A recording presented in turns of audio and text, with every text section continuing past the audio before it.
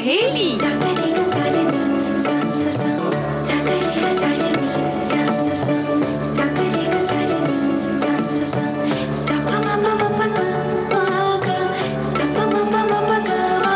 सखी सहेली।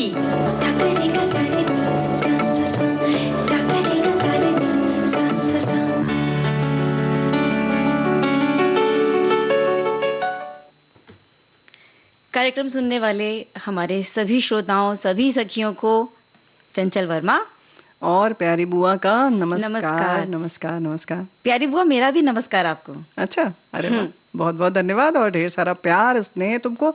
और भाई आज देखो वट सावित्री है, उसकी भी ढेर सारी शुभकामनाएं हमारी तमाम बहनों ने, बिटिया ने, बहुओं ने, सब ने बरगद के वृक्ष की पूजा की और मंगल की कामना की, सुहाग रहे अमर इसकी कामना की। लेकिन वट वृक्ष की जो पूजा करते हैं उसका कहीं ना कहीं हमारे सामाजिक जो हमारा जीवन है या सामाजिक दायरा है उससे भी बहुत बड़ा सरोकार है ना। वो कैसे बुआ? अरे जब हम वृक्ष की पूजा करेंगे तो उसको कटते हुए तो नहीं देखेंगे ना, देखो है कि नहीं। इसीलिए तो समय समय पर अलग अलग वृक्षों की पूजा का विधान है। और वट वृक्ष जो है वो तो जानते ही हैं सब लोग कि कितना घना होता है, बहुत पुराना भी रहता है और उसकी जो शाखाएं हैं फिर पलट कर नीचे आ जाती हैं जमीन में, है ना, नया वृक्ष बन जाती हैं। सबसे लंबे आयुष्य वाला वृक्ष इसे हम कह सकते हैं। और जितना बूढ़ा बरगद होता है वो उतना ही मजबूती से वहां अपनी जगह पर खड़ा रहता है। और आज के दिन उसका जो एक छोटी सी जो कली होती है, सुंगा भी कहते हैं इसको, बरगदाई अमावस्या भी कहते हैं, वट पूर्णिमा भी कहते हैं, अलग अलग ढंग से लोग मनाते हैं ना। और उसको कुछ लोग निगलते हैं, है ना। और उसका जो है महत्व है हमारी खास तौर से बहनों के लिए, महिलाओं के लिए और उनके गर्भाशय से संबंधित विकारों के लिए उसका महत्व है। तो इसीलिए कुछ ना कुछ ये जो हमारे पूजा पाठ बने वो इसीलिए बने ना। बिल्कुल, इनके सामाजिक, धार्मिक और आध्यात्मिक, वैज्ञानिक सब तरह के महत्व हैं और बहुत जरूरी है। ये हमारे परंपराओं को भी जीवित रखते हैं, होती रहनी चाहिए ये। बिल्कुल। और देखो बहुत सारे बच्चे तो पहचानते ही नहीं है कि बरगद का पेड़ कौन सा होता है। कम से कम इसी बहाने पहचानेंगे कि भाई जहाँ धागा लपटा हुआ है, मौली लिपटी हुई है, 7 फेरे लेती हैं हमारी बहनें, सुबह उन्होंने पूजा की। अच्छा, एक बात और है, जैसे इस समय खरबूजे का मौसम है, आम का मौसम है, तो ये सब दान भी किया जाता है। यानी कि जितने भी हमारे आसपास लोग जो रहते हैं जो नहीं सक्षम हैं उन्हें भी ये सब मिल जाए, है ना। और इसके अलावा इन फलों में रस जो है वो बहुत ज्यादा होता है, तो क्योंकि गर्मी का मौसम है तो ये भी एक उससे जुड़ी हुई बात ही है। बिल्कुल, सब चीजें इसीलिए जुड़ी हुई हैं। और पहले के जमाने में हाथ से चलाने वाले पंखे आदि भी दान किए जाते थे, है ना, ताकि सबको ये सब चीजें सुविधाएं मिल सकें। और देखो मौसम की जब बात आती है तो हमारे सिर्फ ये 30 त्योहार नहीं होते हैं, उसके संग संग गीत भी होते हैं। बहुत सारे गीत जो हैं सिर्फ मौसम से जुड़े हुए हैं, है ना। और वहीं तो आज हम उनकी बात करेंगे। बिल्कुल, स्वास्थ्य की बात करेंगे। मौसम की बात है तो स्वास्थ्य की बात भी होगी, क्योंकि हर मौसम में स्वास्थ्य के लिए जो स्वास्थ्य विज्ञान है उसको जानना जरूरी है, जिसे हम हाइजीन भी कहते हैं जी। तो हाइजीन की बातें होंगी, यानी कि स्वास्थ्य की बातें होंगी, स्वच्छता की बातें होंगी। तो स्वच्छता हमारी जो है स्वास्थ्य से जुड़ा तो है ही, सभी जानते हैं, लेकिन किस किस तरह से जुड़ा है इस पर बात करेंगे। और एक कला जो है वो बहुत जबरदस्त होती है ना, वो है सुनने की कला। हम इसीलिए चुप हो गए। लेकिन हम तो आपको सुनना चाहते थे बुआ। देखो ऐसा है ना कि हम बहुत बोल चुके। अरे बुआ, लेकिन जब बड़े कहते हैं और छोटे सुनते हैं ना तो उसमें एक अलग आनंद होता है, बहुत सारा ज्ञान होता है बुआ उसमें। तो हम उस पर और भी आगे चर्चा करेंगे भाई विस्तार से। ये बात तो बिल्कुल सही है क्योंकि उसमें अनुभव बहुत सारे होते हैं, तो इसलिए मौका मिले तो बड़ों को भी सुन लेना चाहिए। ऐसा नहीं है कि हर समय वही सुनाए, है ना। और बुआ आज हम सुनेंगे अजिता श्रीवास्तव के बारे में। हाँ भाई, उनकी बात करेंगे। तो ये है लोक गायिका, है ना, और ये गाती हैं कजरी, तो मौसम से जुड़ा हुआ है। हाँ, तो इनकी हम बात करेंगे। लेकिन बहुत सारा हम बोल लिए, क्यों ना कुछ सुनने सुनाने की बात है तो गीत ही सुन ले। हाँ, गीत सुनते हैं और सुनाते हैं सबको। जिस पथ पे चला उस पथ पे मुझे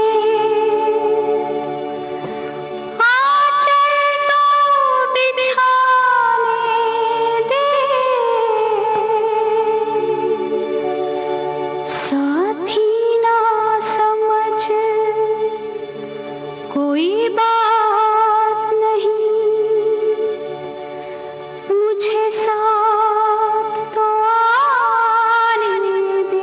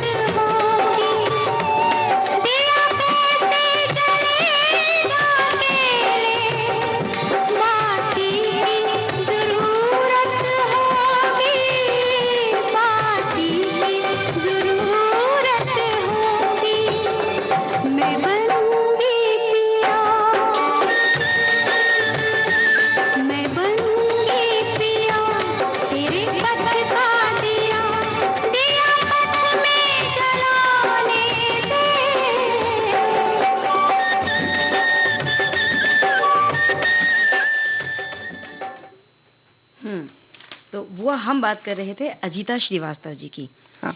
जो कि एक कजरी गायिका है, और कजरी गायन शैली का जन्म हुआ मिर्ज़ापुर, इसके आसपास का क्षेत्र ही माना जाता है वैसे तो। और जो ये गायकी है ये लुप्त हो रही है, ये जो शैली है इसे जीवित रखने का काम कर रही हैं अजीता श्रीवास्तव। ये एक भारतीय गायिका हैं, शिक्षाविद हैं और सामाजिक कार्यकर्ता भी हैं। लोक गायन की इस विधा कजरी का प्रचार प्रसार भी करती हैं, और ताकि ये आगे तक चलती रहे। और भी बहुत सारे लोग हैं इसके संग अजीता श्रीवास्तव भी हैं, और इनके योगदान के कारण ही उन्हें कई बार कई पुरस्कारों से नवाजा जा चुका है।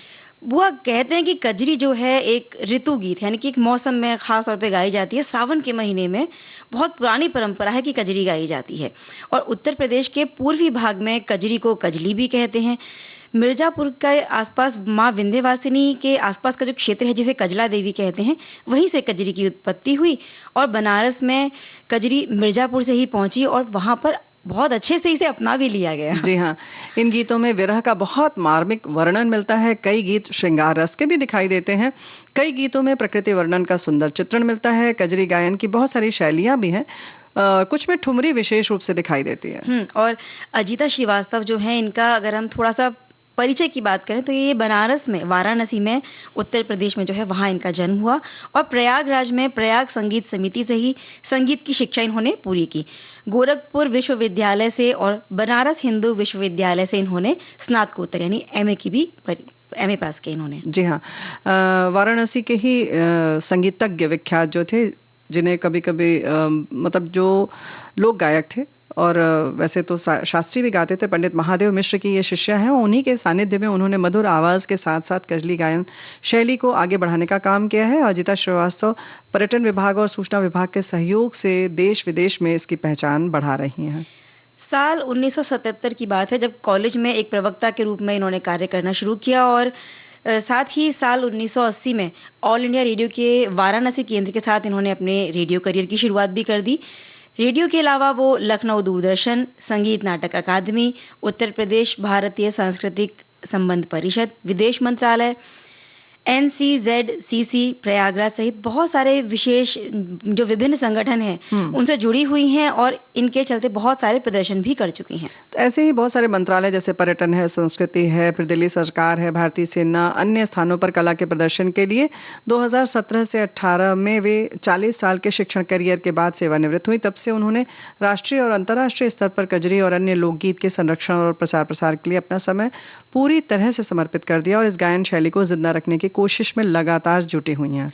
और ये जो विधा है गायकी की, कजरी जिसे हम कह रहे हैं, जिसकी हम बात कर रहे हैं, इसका संरक्षण, प्रचार प्रसार, इसमें महत्वपूर्ण योगदान देने के लिए 2017 में उत्तर प्रदेश राज्य सरकार के द्वारा संगीत नाटक अकादमी पुरस्कार इन्हें प्रदान किया गया। और 2022 में इन्हें हमारे देश के सर्वोच्च नागरिक सम्मान चौथा जो है पद्मश्री, उससे नवाजा गया। पद्मश्री मिलने के बाद खुद अजीता जी ने बताया कि इस सम्मान की वजह से लोकगीत कजरी का और मान बढ़ गया, और उन्होंने कहा कि कजरी के प्रति लोगों का लगाव भी और बढ़ेगा। अपने जनपद की पहली महिला लोकगीत गायिका हैं पद्मश्री पुरस्कार से जिन्हें सम्मानित किया गया है।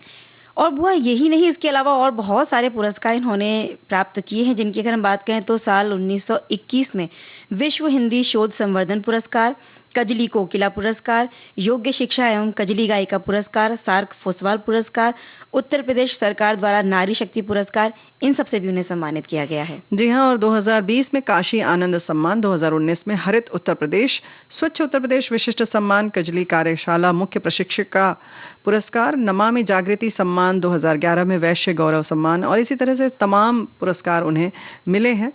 और बिल्कुल ये जरूरी है कि इस तरह के आयोजन होते रहें, ताकि जो हमारी परंपरा है, जो हमारी संस्कृति है, और सालों से, सदियों से ये गीत हमारे देश की पहचान बने हुए हैं। जी हाँ, और इसमें जो है ना, विरह के संग संग बड़ी नोकझोंक वाला भी मामला रहता है कजरी में, और बिल्कुल इस तरह से इसकी गायकी होती है कि बिल्कुल मन झूम जाता है और लगता है कि बारिश हो रही है और बल पैर थिरकने लगते हैं। और बुआ अब घड़ी की सुइयां इशारा कर रही हैं कि एक अंतराल ले लिया जाए।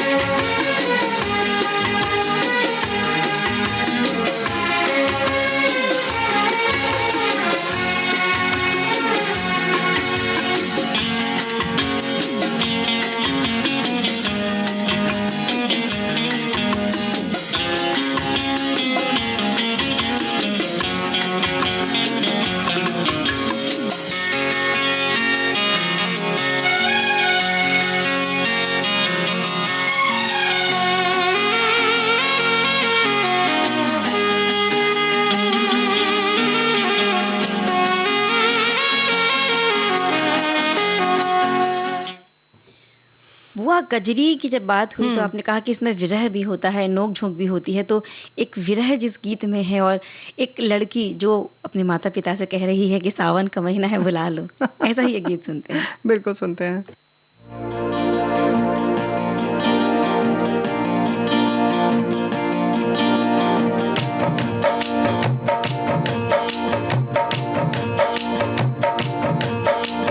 अम्मा मेरे बाबुल को भेजो री, अम्मा मेरे बाबुल को भेजो री, के सावन आया, सावन आया, अम्मा मेरे बाबुल को भेजो री, बेटी तेरा बाबुल तो बिछड़ा री, बेटी तेरा बाबुल तो बिछड़ा री, कि सावन आया, सावन आया, अम्मा मेरे बाबुल को भेजो री।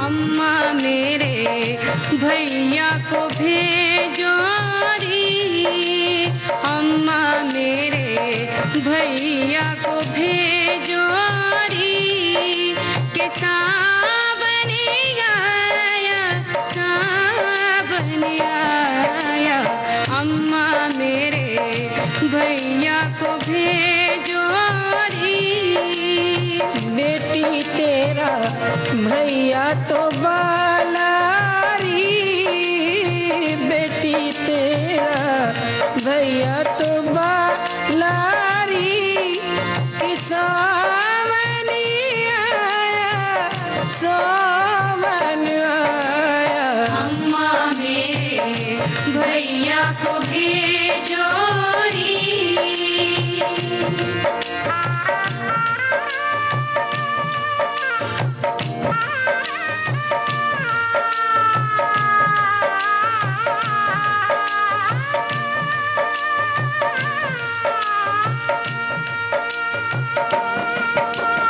अम्मा मेरे बचपन को भेजो री, अम्मा मेरे बचपन को भेजो री, के सावन आया, सावन आया, अम्मा मेरे बचपन को भेजो री, बेटी तेरा बचपन तो छूटा री, बेटी तेरा बचपन तो छूटा री, कि सावन आया, सावन आया, अम्मा मेरे बाबुल को भेजो री।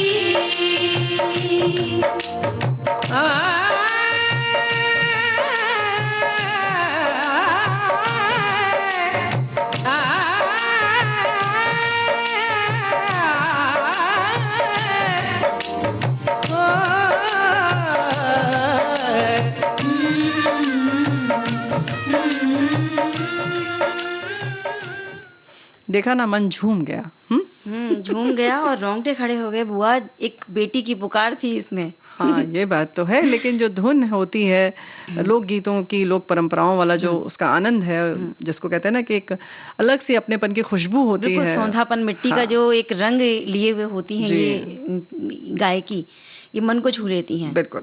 और सुनने में बड़ा आनंद आता है ना। लेकिन जब हम बोलते हैं तब सुनने का मन नहीं करता है। कुछ बातें अगर अच्छी हैं, रोचक हैं, तो जरूर सुनने में मन लगता है। और बुआ, सुनने की कला इसी को तो कहते हैं। हमारे आपसी संबंध में अक्सर ये चीज देखी जा सकती है कि सच्चा लगाव या अपनापन इसकी बड़ी कमी होती जा रही है। हमारे आनंद की कुंजी होती हैं हमारे संबंध, और संबंध बनाए रखने के लिए संवाद भी तो ज़रूरी होता है। और संवाद बुआ तब हो सकता है ना, जब बहुत धीरज से हम सामने वाले की बात को सुन लेते हैं। लेकिन होता तो ये है ना कि हम कहने को आतुर रहते हैं। अरे तो हम ये भी तो सोचते हैं कि सामने वाला सुन ले, यही कला वो जागृत कर ले अपने अंदर। हाँ, इसीलिए बार-बार एक शिकायत अक्सर लोग कहते हैं, हाँ। घर में हो, दफ्तर में हो, स्कूल, कॉलेज, सब लोग यही कहते हैं कि हमारी तो कोई सुनता ही नहीं। माँ-बाप भी कहते हैं कि बच्चे हमारी सुनते नहीं। बच्चे कहते हैं माँ-बाप नहीं सुनते। हाँ, तो ये बात है सही ना? बात है। भाषा एक जैसी है जो हम बोलते हैं और समझते हैं, लेकिन फिर भी बहुत सारी गलतफहमियां होती रहती हैं। और कारण क्या है बुआ, कि हम कहते कुछ हैं, सामने वाला सुनता कुछ है, और उसके बाद समझा तो बिल्कुल ही कुछ और जाता है। हाँ, ये तो बिल्कुल अलग मुद्दा है। और लेकिन फिर भी अगर हम सामान्य तौर पर से बोलने और सुनने की बात करें तो फ़र्क बहुत है, क्योंकि बोलने की कला तो हमें बखूबी सिखाई जाती है, लेकिन ऐसी कोई जगह नहीं है जहाँ हमसे कहा जाए कि भाई सुना करो। और धैर्य से सुनना भी अपने आप में एक बहुत बड़ी कला है, क्योंकि हम तो मान के चलते हैं कि जो बड़ा मतलब धैर्यवान है, या मतलब जिसको कुछ समझ नहीं आ रहा वो चुप रहता है। अच्छा, है ना? भाई सुनना मतलब कि हमें कुछ नहीं आ रहा है। अगर आ रहा है तो जाहिर है कि तुम अगर कुछ बोल रही हो तो हम उसमें इजाफा करेंगे। हाँ, तो अपनी यही सोच प्रतिक्रिया कर देना हाँ, ज़रूरी है। प्रतिक्रिया देंगे। लेकिन हमारे साथी कहते हैं कि सच है, अच्छे श्रोता बनना भी एक तरह से आपकी कला है। सुनने की कला, सहन शक्ति आपकी तबीयत को बताता है। हम पहले कम सुनते थे, जब समय के साथ हमारे अच्छे श्रोता बनकर मंत्र मुग्ध सुनने की कला का विकास हुआ है। बस वक्ता आप लोगों की तरह हो। तो खैर ये तो इन्होंने अलग बात कही है कि वक्ता आपकी तरह हो, लेकिन फिर भी अगर कहीं आपको कुछ गड़बड़ भी लग रहा है तो बहुत देर तक या कुछ देर तक तो सुनना ही चाहिए, है ना? हाँ, क्योंकि जो हमारे अच्छे संबंध किसी से अगर बनते हैं तो उसका आधार या बुनियाद हम कह सकते हैं कि सुनना है। एक तरह से हम बोलते हैं ताकि संवाद कायम हो सके और लोगों के साथ हमारा नाता जुड़ सके। और हमारी जो बोली गई बात है, अगर वो ठीक से सुनी नहीं गई, समझी नहीं गई, तो नाता बनने की बजाय तो बुआ मनमुटाव की स्थिति बन जाती है। हाँ, यही तो हम कह रहे हैं कि भाई लेकिन फिर वही बात है जो हमने पहले भी कहा कि लोग ज्यादा बोलना पसंद करते हैं और सुनना कम। विचार भाव इतने भरे होते हैं ना अंदर के, लगता है कि भाई हम इसको सुना ही दो। हाँ। और लगता है हमें तो सबसे ज्यादा आता है। फिर कहीं ना कहीं अगर आप में तनाव है तब तो लगता है इसको निकाल ही दो, है ना? और लगता है कि सबसे ज्यादा तनाव हम ही को है, तो इसको बस खाली कर दो। फिर और हम खुद तो हल्के हो जाते हैं, और जिसने लेकिन सुना सामने वो तो बेचारा भारी। परेशान हो जाता है। इससे एक बड़ी बात ये भी है बुआ कि जब बहुत ज्यादा बोलते हैं तो कई लोगों का बोलना अपने उनके अहंकार को दिखाता है। ऐसा अहंकारी व्यक्ति अगर कोई है तो वो अपने तर्क या अपने विचार दूसरों को सुनाने में ही आनंद महसूस करता है, और वो अपने आप को बुद्धिजीवी दिखाकर ही अहंकार सिद्ध करता है। और उस व्यक्ति को लगता है कि वो अगर किसी की बात सुनेगा तो वो छोटा हो जाएगा, जबकि ऐसा बिल्कुल नहीं है। बिल्कुल। और ये जो अहंकार वाली बात तुमने कही, ये बात उसकी पुष्ट भी हो जाती है, क्योंकि सामने वाला कभी कभी इसलिए सुन लेता है कि उसको लगता है कि चलो ठीक है, इनका बोलने का मन है तो यही बोल लें आज, या ये बोलते हैं तो ऐसे एक बात खत्म नहीं होती और तार जोड़कर दूसरा बोल देते हैं कि कहीं से गुंजाइश नहीं है, कहीं कहीं कोई कॉमा लगाएं, पूर्ण विराम लगाएं, कोई डॉट लगाएं, तब तो हम बीच में घुसे। तो वो कुछ गुंजाइश नहीं देते हैं, कोई भी एक झिर्री नहीं छोड़ते हैं कि आप उसमें प्रवेश कर सकें, है ना? लेकिन वाकई में उन लोगों के धैर्य को मानना पड़ेगा जो सुनते हैं। और इस पर हमारे एक श्रोता हैं, सुनने वाले हैं, वही लिखते हैं कि अच्छा वक्ता वही होता है जो अच्छा श्रोता होता है। पहले कहानी किस्सा सुनाने का परिवार में बड़ा चलन था, और जो किस्सा सुनाते थे उनका पूरा नाम रहा करता था। कहानी सुनाना भी एक कला है, उसे सुनना भी एक कला है।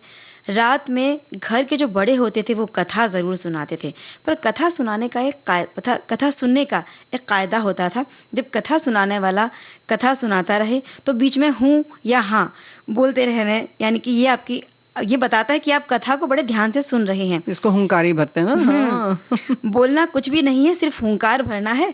और बड़े बुजुर्गों का अनुभव कभी कभी किसी की मन की व्यथा को भी सुन लेना चाहिए। हाँ, ये बात बहुत महत्वपूर्ण है।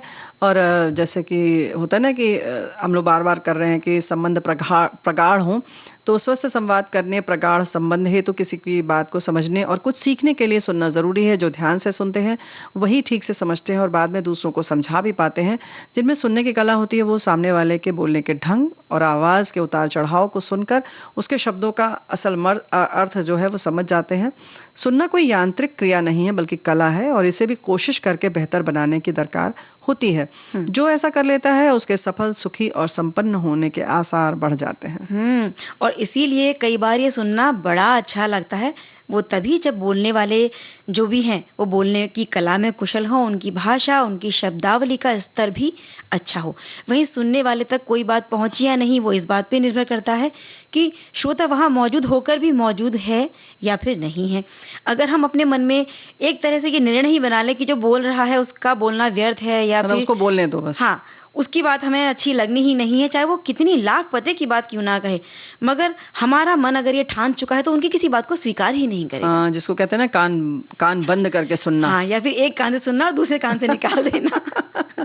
कुछ लोग तो प्रवेश ही नहीं करने देते हैं और इसको जैसे कहते हैं ना चिकना घड़ा, ऐसे बैठ हाँ, गए बिल्कुल बिल्कुल। और लगता है कि बिल्कुल विचार शून्य अपना चेहरा बना लेते हैं। लेकिन भाई सुनना बहुत जरूरी है। मन, शरीर, विचार, भाव सब पूरी तरह से वहां पर उपस्थित रहना चाहिए। ऐसा नहीं कि सिर्फ आप दिखा रहे हैं। जब दत्तचित्त होकर हम सुनते हैं किसी की बात को तो वक्ता और श्रोता के बीच एक सेतु बन जाता है और बात हमारे मन मस्तिष्क तक पहुंचती है, बल्कि यूं कहें कि हमारे दिल तक पहुंच जाती है ना। बिल्कुल जरूरी नहीं कि हम सुनते ही किसी बात का मूल्यांकन करना शुरू कर दें, बल्कि सम्यक श्रवण से जीवन में बहुत सारी उलझनों को सुलझाया जा सकता है और जो गलत फहमियां हैं उनका शिकार होने से भी बच सकते हैं। बिल्कुल।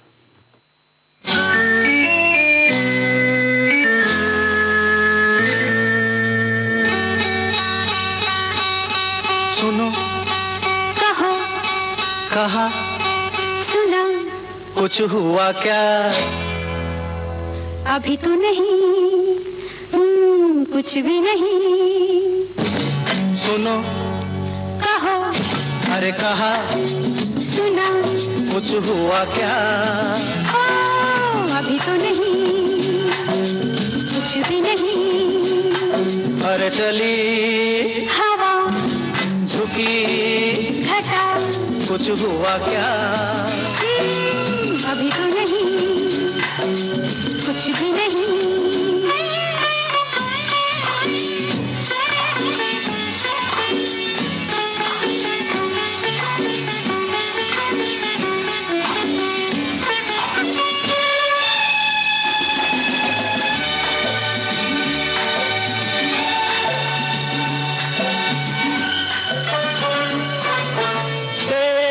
कसम ये दिलकश नजारे करते हैं इशारे जो समझे कोई। मेरे सनम ये खामोश आँखें भी करती है बातें जो समझे कोई। समझा नहीं तुम समझा दो। अरे सुनो, हाँ कहो, कहा, अरे सुना, कुछ हुआ क्या? अभी तो नहीं, कुछ भी नहीं।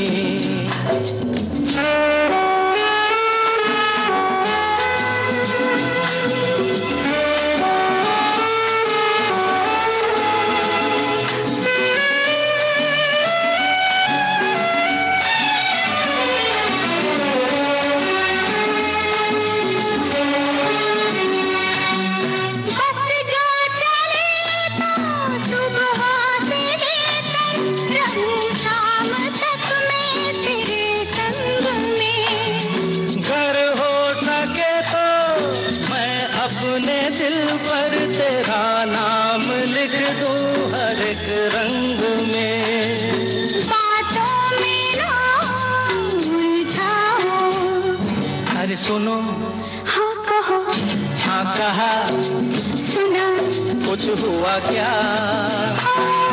अभी तो नहीं, कुछ भी नहीं।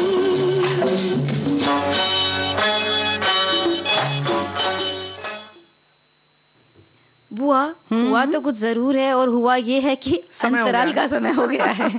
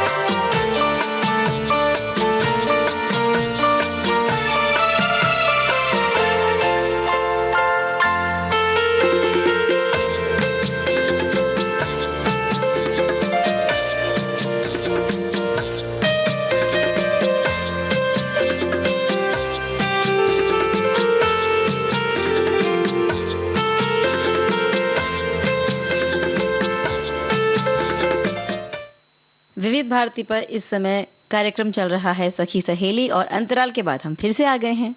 जी हाँ, बिल्कुल स्वस्थ तन मन के साथ। यानी कि स्वच्छता और इससे जुड़े हुए जो हमारा स्वास्थ्य है उसकी बातों को साथ लेकर आए हैं। जी हाँ, बिल्कुल। स्वास्थ्य विज्ञान का अर्थ ही है स्वस्थ रहने का सही तरीका। ये न केवल शारीरिक बल्कि मानसिक स्वास्थ्य के लिए भी बहुत ज़रूरी है। वैसे तो लगता है कि ये शरीर की हम बात कर रहे हैं, क्योंकि इसका सीधा असर हमारे मन मस्तिष्क पर भी पड़ता है। इसकी अनदेखी से जहाँ एक तरफ हमें शारीरिक परेशानियाँ हो सकती हैं, वहीं गंभीर संक्रामक बीमारी भी हो सकती है, उसकी चपेट में हम आ सकते हैं ना। बिल्कुल, अगर कुछ बुनियादी स्वच्छता की बातों को ध्यान में रखा जाए तो हम अपने साथ साथ अपने जो हमसे जुड़े हुए हैं उनकी सेहत का ख्याल भी रख सकते हैं। और अच्छी सेहत पाने के लिए सबसे ज़रूरी है कि हर रोज़ सुबह से उठकर शाम तक हमारे काम में आने वाली जितनी भी चीज़ें हैं, जिन चीज़ों का हम बहुत ज़्यादा इस्तेमाल करते हैं, हाँ, तो स्वास्थ्य गतिविधि जो है हमारी, जिन्हें हम हाइजीनिक एक्टिविटीज़ कह सकते हैं, उन्हें पूरी ईमानदारी से हमें निभाना चाहिए। हाँ भाई, क्योंकि हमारे एक साथी ये भी लिख रहे हैं कि स्वास्थ्य जीवन का सबसे बड़ा धन होता है। स्वच्छता के कारण हमारा स्वास्थ्य अच्छा रहता है और शरीर में ताजगी रहती है। हम सभी को हमेशा स्वच्छता के लिए आसपास की सफाई रखना चाहिए, और सरकार के द्वारा विभिन्न प्रकार के स्वच्छता अभियान जो चलाए जा रहे हैं, हमें उनका पालन भी करना चाहिए। ये तो हुई सरकार की बात, लेकिन अगर हम अपने शरीर से जुड़ी अपनी स्वच्छता की और स्वास्थ्य की बात करें तो हम बात करें सिर से शुरू करते हैं, बुआ बालों की हाइजीन की बात करते हैं। बालों की मतलब तुम आज एकदम सफाई करवा ही दोगी? चलो ठीक है। हर चीज साफ सुथरी होनी चाहिए, तो हफ्ते में जरूर 2 बार शैम्पू करना चाहिए, बालों को अच्छे से धोना चाहिए, और बालों पर साबुन का इस्तेमाल जहां तक हो सके कम करें, क्योंकि इनमें जो मौजूद केमिकल तत्व होते हैं ना, वो बालों को नुकसान पहुंचाते हैं। और बहुत देर तक उन्हें गीला नहीं रखना चाहिए। अगर बारिश के दिन है या सर्दी के दिन है तो आप कभी कभार बालों को सुखाने के लिए हेयर ड्रायर का इस्तेमाल कर सकते हैं, लेकिन ज्यादा इस्तेमाल ना करें क्योंकि जड़ों पर बुरा असर पड़ता है। लेकिन पोषण देने के लिए, बालों को पोषण देने के लिए एक बार हफ्ते में तेल लगाकर मालिश भी हम कर सकते हैं। करना ही चाहिए। और ये जो साबुन जब या शैम्पू हम जो लगाते हैं उसको बहुत अच्छी तरह से धोना भी चाहिए, मतलब जड़ से वो भी अच्छी तरह से निकल जाए। इस बारे में आप पूरी तरह से आश्वस्त हो जाएं तो ही अच्छा है। और इस फिर अब बात आती है त्वचा की, तो उसकी स्वच्छता बहुत ज़रूरी है। गर्मी के दिनों में सभी को बहुत पसीना आता है, और सूखने के बाद हमारे शरीर पर बहुत सारे जो है ना वो कीटाणु रह जाते हैं, तो इसे तुरंत साफ करना चाहिए। वैसे आमतौर पर क्या होता है, हमें जब बहुत पसीना होता है तो हम वातानुकूलित जो कमरा जहाँ पर लगा होता है यंत्र, वहाँ हम बैठ जाते हैं, पसीना सूख जाता है, हम प्रसन्न हो जाते हैं। तो भाई ऐसा ना करें। हाँ। एक बार अगर पानी डाल लेंगे बदन पर तो वो ज्यादा अच्छा रहेगा, क्योंकि जो वो जम जाता है, आप भी देखते हैं जब कपड़ों में देखो जम जाता है चंचल बिटिया, हाँ। तो कैसा वो लाइन बन जाती है ना, बन जाती है। तो कहीं ना कहीं उसमें लवण रहता है, नमक रहता है, तो वो आपके शरीर पर समझिए जमा हो चुका है। तो एक बार नहा लें तो बेहतर है ना। बिल्कुल। और छोटे बच्चे जब शाम को खेल कर आते हैं, पसीने से लथपथ आते हैं, तो उन्हें भी हम आदत डालें कि भाई शाम को आए हो, धूल मिट्टी में भी हो और पसीने में भी हो, तो एक बार नहा लो। बिल्कुल। और इसी तरह से अगर हम बात करें ओरल केयर की, जिसे हम मुंह की स्वच्छता कहते हैं, ये बड़ा अहम हिस्सा है। सांसों में बदबू, दांतों में कैविटी, मसूड़ों में तकलीफ, ऐसी बहुत सारी समस्याओं का सामना अगर हमें करना पड़ेगा अगर हम ध्यान नहीं रखेंगे स्वच्छता का। इसलिए ज़रूरी है कि रोज़ाना 2 बार ब्रश करने की आदत डालें, यानी कि एक बार सुबह और एक बार रात को सोने से पहले। जब भी कुछ खाएं तब भी एक बार मुंह को साफ कर लें, तो अगर बचे हुए कुछ कण रह गए हैं मुंह में, कुछ अटका रह गया है, तो वो भी निकल जाएगा। और आमतौर पर होता वही है कि जो दांतों के बीच में, मसूड़ों के बीच में, दांतों और मसूड़ों के बीच में जो जगह होती है, वहाँ कीटाणु रह जाते हैं और वहाँ अपना घर बनाते रहते हैं। तो रात में विशेष तौर से दांतों को साफ करके ही सोएं। जो हम लोग नहाने की बात कर रहे थे चंचल बिटिया, तो आजकल वैसे तो हम लोगों ने कह दिया नहा लें, लेकिन अगर ज़्यादा लगता है कि कुछ खुजली आदि मच रही है तो कुछ एंटी फंगल या कुछ इस तरीके की चीज़ आपके त्वचा के हिसाब से उसका भी प्रयोग ज़रूर करें। कुछ ऐसी बूंदें डाल लें दवाओं की जो आपके शरीर को तरोताज़ा कर दें, है ना। हो सके तो गुलाब की पंखुड़ी है या गुलाब जल डाल लें। और बहुत सारी चीजों में कपूर, क्योंकि ठंडक देता है, तो कपूर की भी चीजें डालकर तेल में भी कपूर डालकर आप सर की भी मालिश कर सकते हैं, बदन की भी मालिश कर सकते हैं, है ना। और ये बातें जब तक आपको लगे कि घरेलू नुस्खों से आराम नहीं आ रहा है, जब आपको लगने लगे कि तकलीफ बहुत बढ़ रही है त्वचा पर, तो जरूर से चिकित्सक की सलाह ले लें। लेकिन आजकल तो देखो नीम की पत्ती को पानी में उबाल कर उससे भी नहा लें एक बार, तो अच्छा रहेगा, है ना, कि एंटीसेप्टिक का काम करेगा। बहुत सारे बुआ कह सकते हैं कि हमारी जो रसोई है या हमारी जो वनस्पति है, प्रकृति है, इनमें इतने सारे गुणों की खान मौजूद है ना, कि हम अगर डॉक्टर के पास ना भी जाएं तो बेसिक जो इलाज है, जो बुनियादी चीजें हैं, वो तो हम यहीं से शुरुआत आराम से कर सकते हैं। और दिन भर न जाने कितनी चीजों को हमारे हाथ छूते हैं, और हो सकता है वहां कहीं बैक्टीरिया हो, कीटाणु जर्म्स हो, हो, हाँ। तो इसीलिए हाथों की जो स्वच्छता है उसका भी हमें ध्यान रखना चाहिए। शौच के बाद भी और खाने से पहले भी, खाने के बाद भी हमें हाथ ज़रूर धोने चाहिए। और बाहर से अगर कहीं आए हैं, हमने कुछ चीज़ों को छुआ है, तब भी हमें हाथ धो लेने चाहिए। बिल्कुल। वैसे आमतौर पर हम जब बाहर से आते हैं तो हम कुछ न कुछ तो छूते ही हैं, भले ही लिफ्ट का बटन हो, चाहे आप सीढ़ी चढ़ रहे हो तो उसकी रेलिंग हाँ। हो, या आप कहीं किसी वाहन से आए हैं तो आपने पैसे दिए होंगे, लिए होंगे। हाँ। तो पैसा जो है, करेंसी जो है चाहे वो सिक्के हों, चाहे नोट हों, उसमें बहुत सारे जीवाणु, विषाणु होते हैं, कीटाणु होते हैं। तो भाई इस बात का ख्याल रखें। अच्छा, साबुन धोने में ना सबसे ज़्यादा जल्दबाज़ी हम लोग करते हैं। गए फटाफट थोड़ा-सा 2 बूंद डाला या बट्टी उठाई और थोड़ा सा एक बार लगाया और फटाफट धो लिया, सोचा साफ।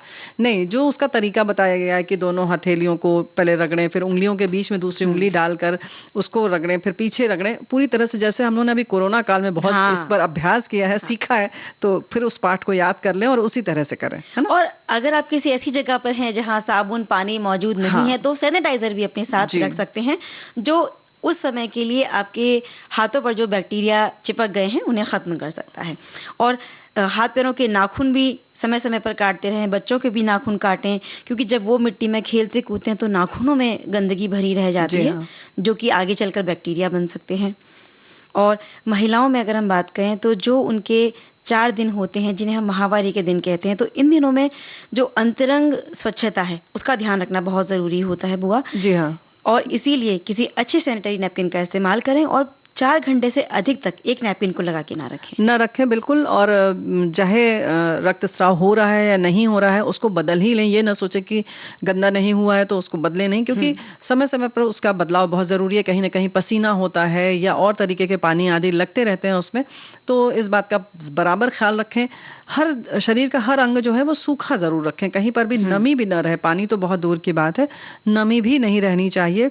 तो पूरे शरीर को अच्छी तरह से सोख लेना चाहिए या तौलिया से सुखा लेना चाहिए। हम लोग जो बात कर रहे थे कि नाखून काटने की, हाथ पैरों की, वहीं पैर की सफाई का विशेष ध्यान रखना चाहिए। इसके लिए ज़रूरी है कि गर्म पानी में पैर डाल के तलवे जो हैं वो अच्छी तरह से साफ करें, एड़ियाँ साफ रखें। हम अक्सर भूल जाते हैं और धीरे धीरे उसमें गोखरू या कॉर्न जो होता है वो पनपने लगता है और वो पता नहीं चलता, है ना? और इसी तरह से जब वो फटी हुई दरारें जो होती हैं पैरों में, उनमें भी बहुत सारे, जब हम मिट्टी में अगर चलकर आए हैं, ऐसी किसी जगह से हम गुजर के आए हैं जहाँ पर धूल मिट्टी या थोड़ी भी गंदगी थी, तो वो पैरों में जमा हो जाती है। वो भी गर्म पानी में डालने से निकल जाती है। बिल्कुल।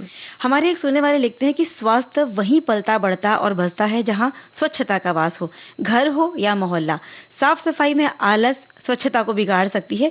जब स्वच्छता बिगड़ी हो तो स्वास्थ्य भी कहीं ना कहीं बिगड़ ही जाता है। तो बिल्कुल सही बात है, ये बात बिल्कुल सही है। स्वास्थ्य जीवन की सबसे बड़ी पूंजी है। कहते हैं जान है तो जहान है।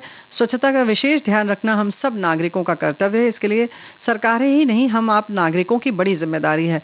खुद भी स्वच्छता का ध्यान रखें और आसपास के लोगों को भी जागरूक करें। स्वच्छ वातावरण तो स्वस्थ तन मन। बिल्कुल सही बात है। और घर हो, दफ्तर हो, अपना गली मोहल्ला हो, सफाई का ध्यान तो हमें हर जगह रखना चाहिए। तितर बितर सामान अगर घर में भी बिखरा हो ना, तो वो भी कहते हैं कि एक तरीके से नकारात्मक ऊर्जा घर में बिखेर देता है और बीमारियां भी कई बार घर में साथ ले आता है।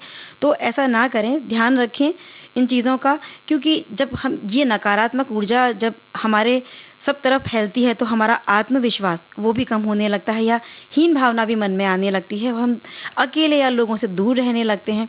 तो ज़रूरी है कि हम स्वस्थ रहें, स्वच्छ रहें और खुश रहें और सब में खुशियाँ बांटें। जी हाँ।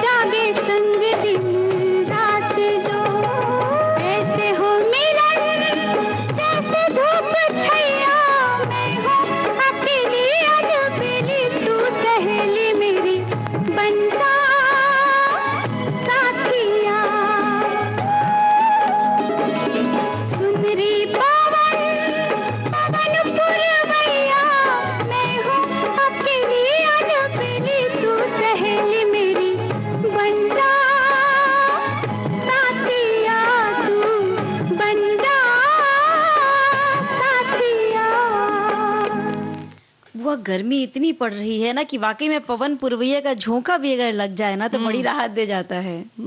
राहत दे जाता है। वैसे पुरवैया के झोंके की और भी बहुत सारी कहानियां हैं, किस्से हैं कि जब आती है ना तो पता है जोड़ जोड़ में दर्द होता है। ऐसे ही लोग कहते हैं कि पुरानी यादें ताज़ा हो जाती हैं, वो भी तकलीफ देती हैं तो कहते हैं गांठ गांठ में दर्द होता है। लेकिन हाँ, हवा जब चलती है तो अच्छा तो लगता ही है। और हम तरसते हैं, देखते हैं ना पेड़ पौधों की ओर, एक भी पत्ती हिल नहीं रही है तो लगता है अगर चल भी रही हो हवा ना तो ऐसा लगता है कहीं लग नहीं रही है ना। और इन दिनों में, गर्मी के दिनों की हम बात करें तो भारत देश के कुछ प्रदेश ऐसे हैं कि यूं तो हवा बिल्कुल नहीं होगी, लेकिन कभी कभी ऐसी जोर की आंधी आती है ना कि वो आंधी पूरे घर में धूल मिट्टी पूरा लगता है कि घर भी गंदा हो गया। फिर वो अच्छी तो लगती है हवा, लेकिन काम बहुत बढ़ जाता है। बिल्कुल। तो भाई काम बढ़ तो जाता है लेकिन खाना पीना कहाँ रुक पाता है, ये भी तो बात है। तो व्यंजन विधि भी तो आज हम बताएंगे। और मौसम है तो हमें लग रहा है तुम पहले कुछ शरबत वगैरह बताओगी ना। बिल्कुल बुआ, गर्मी है तो जैसे पुरवैया के झोंके हमें राहत देते हैं ना, जब बहुत गर्मी लगे तो ठंडे पेय पदार्थ भी हमें राहत दे जाते हैं। राहत देते हैं जी हाँ। लेकिन ऐसा है चंचल बिटिया कि यही मौसम है अचार डालने का भी, तो वो भी बताना पड़ेगा, ठीक है ना। बिल्कुल, अचार भी बताएंगे। तो वैसे तो जब हम लगता है तो अक्सर दही अगर रखा है तो लस्सी बना के पी लेते हैं, लेकिन अगर नींबू रखा हो तो पुदीना और नींबू का शरबत भी बना सकते हैं। तो इसे कैसे बनाया जाता है पुदीने और नींबू का शरबत, इसके लिए हम सामग्री बताते हैं। तो पुदीने की पत्ती 25 से 30 पत्तियां ले लेनी है, 4 नींबू ले लीजिए लगभग। और ये निर्भर करता है कि नींबू का जो आकार है वो कितना बड़ा है या उसमें रस कितना है। चीनी लगभग 3-4 कप ले लीजिए और जीरा पाउडर 1 टेबलस्पून। और अगर आपको ठंडा ज़्यादा पसंद है तो एक्स्ट्रा बर्फ़ के टुकड़े भी आप इसमें डाल सकते हैं। और लगभग 4 गिलास पानी लेना है। अब इस देसी कोल्ड ड्रिंक को यानी पुदीने और नींबू के शरबत को बनाने के लिए सबसे पहले पुदीना ले लें, उसे साफ पानी से अच्छी तरह से धो लें यानी कि पूरी मिट्टी उसकी निकल जाए। इसके बाद एक बड़े से बाउल में पुदीने को अलग रख दें और नींबू को लेकर उसे बीच से 2 टुकड़ों में काट लें और उसके बीज निकालकर अलग कर दें और एक कटोरी में नींबू का सारा रस निकाल लें। इसके बाद एक मिक्सर जार में डालकर पुदीने की पत्तियां, नींबू का रस, चीनी, ये सब चीज़ें एक साथ डालकर पीस लीजिए। और फिर इसके बाद में इतना इसको ग्राइंड करना है कि ये बहुत महीन पीस जाए। इसके बाद इसे एक अच्छी सी छलनी से या किसी बारीक कपड़े से छान लें और 4 गिलास में जो हमने पानी लिया था उसमें इसको मिला दें छानने के बाद में। और बस ये स्वादिष्ट जो शरबत है ये बनकर तैयार है। और अगर आपने जो पानी लिया वो पहले से ही ठंडा है तो आपको अलग से बर्फ डालने की जरूरत नहीं है। और अब कोकम शरबत की बात करें तो सबसे अच्छा फायदेमंद शरबत है, पीते ही ठंडक का एहसास होता है। 150 ग्राम करीब कोकम लें, ताज़ा या सूखा हुआ हो दोनों कोई भी ले सकते हैं आप। 2 कप गर्म पानी चाहिए, 2 कप शक्कर चाहिए, पौने 2 कप करीब। इसको आप और भी कम कर सकते हैं। और 1 छोटी चम्मच भुना जीरा पाउडर, स्वादानुसार काला नमक और सफ़ेद नमक, 1/4 चम्मच काली मिर्च पाउडर, आवश्यकता अनुसार पानी चाहिए। एक बाउल में क्या करें, कोकम को गर्म पानी में भिगोकर 3-4 घंटे के लिए रख दीजिए। फिर इसको प्रेशर कुकर में 2 सीटी लगाकर पका लीजिए। जब ठंडा हो जाए तो मिक्सर जार में डालकर पेस्ट बना लें। आप कोकम पेस्ट को एक कढ़ाई में धीमी धीमी आंच पर पकने के लिए रख दें। फिर उसमें शक्कर, थोड़ा सा पानी डालकर अच्छे से मिला लीजिए, चलाते हुए गाढ़ा होने तक इसे पकाएं। फिर इसमें क्या करें कि जो भुना हुआ जीरा पाउडर है, दोनों तरह के नमक यानी काला नमक, सफ़ेद नमक, काली मिर्च पाउडर डालकर अच्छी तरह से मिला लें। गैस बंद कर दीजिए। ठंडा हो जाए तो इसको छान लें और एक बोतल में भरकर फ्रिज में रख दें और फिर जब मन करे तो शरबत बनाकर पी लें।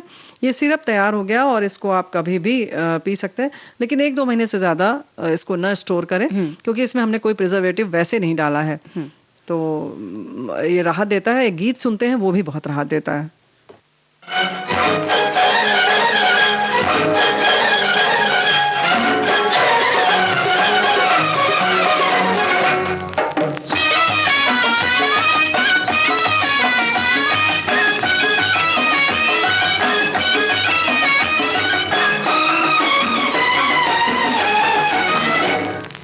मारे गए गुलफाम अजी हाँ, मारे गए गुलफाम।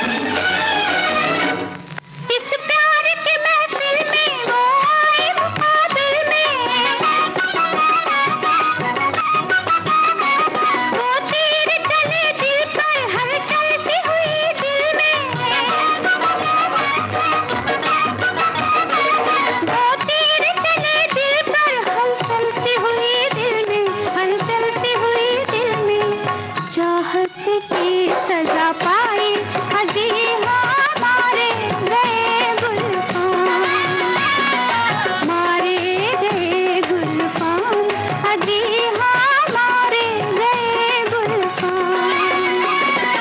उल्फत भी रास ना आई, अजी हाँ मारे गए गुलफाम। क्या बात है।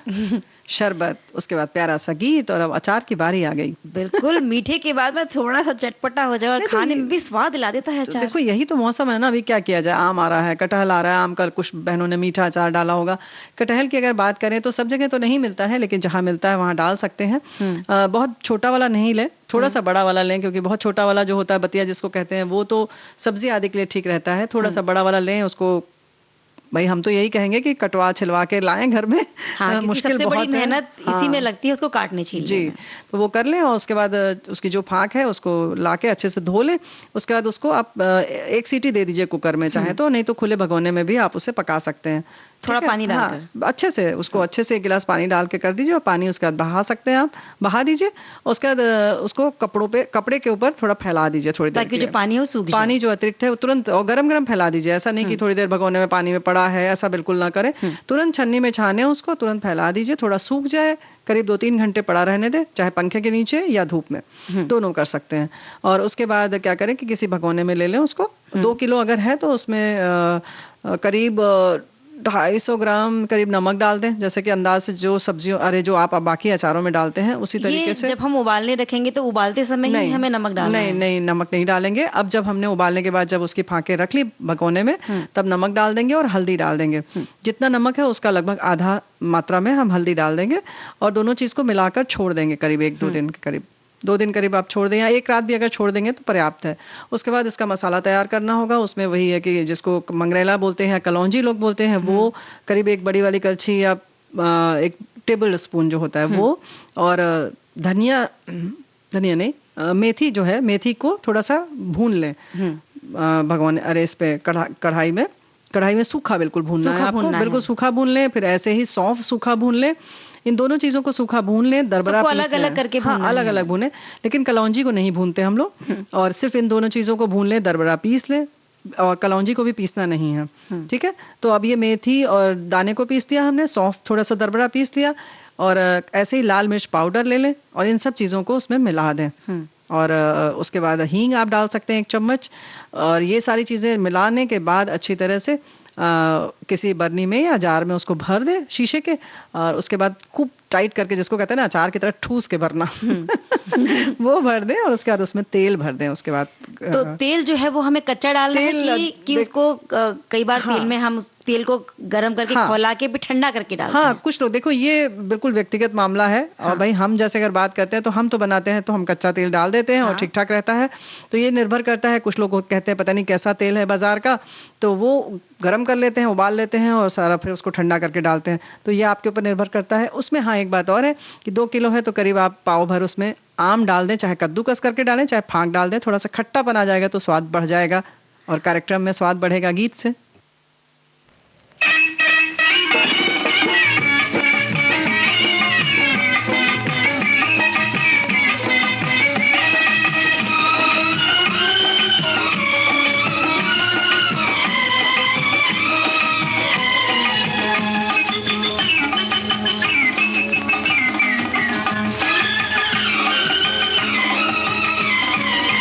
हमरा नादान बाल मान जाने दी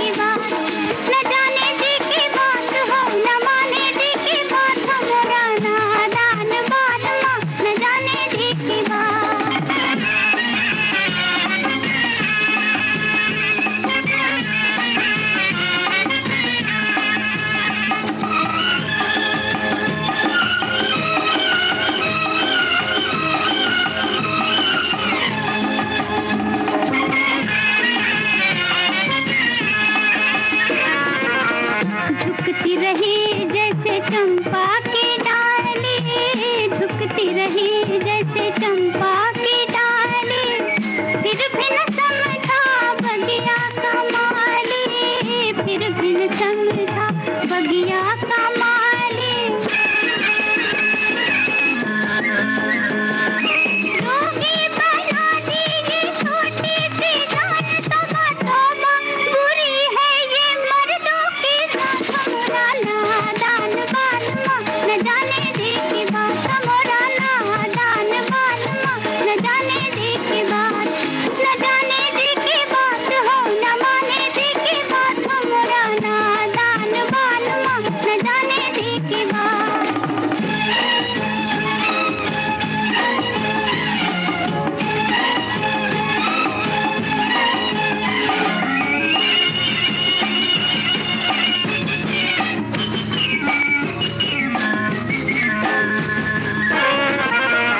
हमने बांधा प्रीत का धागा, हमने बांधा प्रीत का धागा, लेकिन दिल का भाग न जागा, लेकिन दिल का भाग न जागा।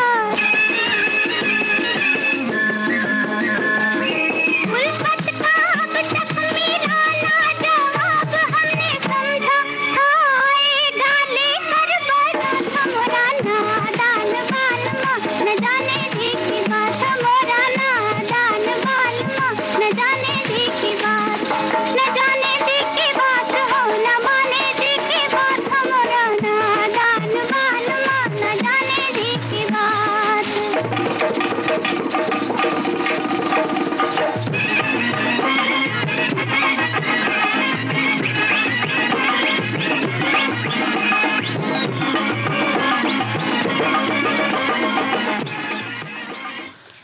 देखो वो चंचल, देखते ही देखते समय पूरा हो हम गया। यही कहने वाले थे, दिल की बात अगर सुनोगी तो जाने का मन नहीं करेगा, घड़ी देखना पड़ेगा।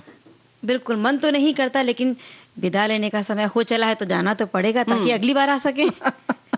जी हाँ, तो इंतजार करिए और सोमवार को कथा सुधा लेकर हम हाजिर होंगे और ताई का जो है अगला भाग आप सुनेंगे, जो अभी आपने इस बार सोमवार को आधा सुना था, उसका अगला भाग सुनिएगा। इंतजार रहेगा आपको भी और हमें भी। बिल्कुल, तो चंचल वर्मा का और प्यारी बुआ का नमस्कार।